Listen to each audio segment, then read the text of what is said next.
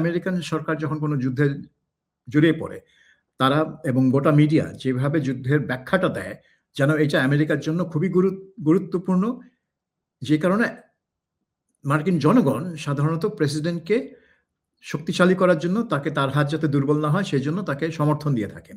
তো কিন্তু এখন দেখা যাচ্ছে ট্রাম্পকে সেই ধরনের সমর্থন আমেরিকান জনগণ দিচ্ছেন না। তারা 61% মনে করছেন যে তিনি যুদ্ধ পরিচালনা ঠিকমতো করছেন না। কাজে এটা তার জন্য একটা বিপদ, এবং এই যুদ্ধ যদি আরো খারাপের দিকে যায় বা তাকে যদি আরো এসকেলেট করতে হয়, যেটা স্থল অভিযানের যে কথাটা এখন শোনা যাচ্ছে, সম্ভাবনা সেটা যদি তিনি নিতে বাধ্য হন বা তিনি যদি মনে করেন যে এটা ছাড়া আর তার কোনো রাস্তা নেই এবং সেখানে যদি কোনো বিপর্যয় হয়, তাহলে তো তার জন্য আরো আ খারাপ হবে জিনিসটা। সেজন্য তিনি চাচ্ছেন যে এই মুহূর্তে তিনি এক ধরনের বিজয় দাবি করতে পারেন যে, আমি এই সব নেতাদের মেরে ফেলেছি, তাদের মিসাইল মানে আমি প্রায় ধ্বংস করে ফেলেছি, তাদের নৌবাহিনী ধ্বংস করে দিয়েছি, তাদের বিমান বাহিনী ধ্বংস করে দিয়েছি। আমি জিতেছি বলে তিনি যদি এখান থেকে বেরিয়ে আসতে পারেন। কিন্তু বেরিয়ে আসতে হলে তার ইরানের সম্মতি লাগবে।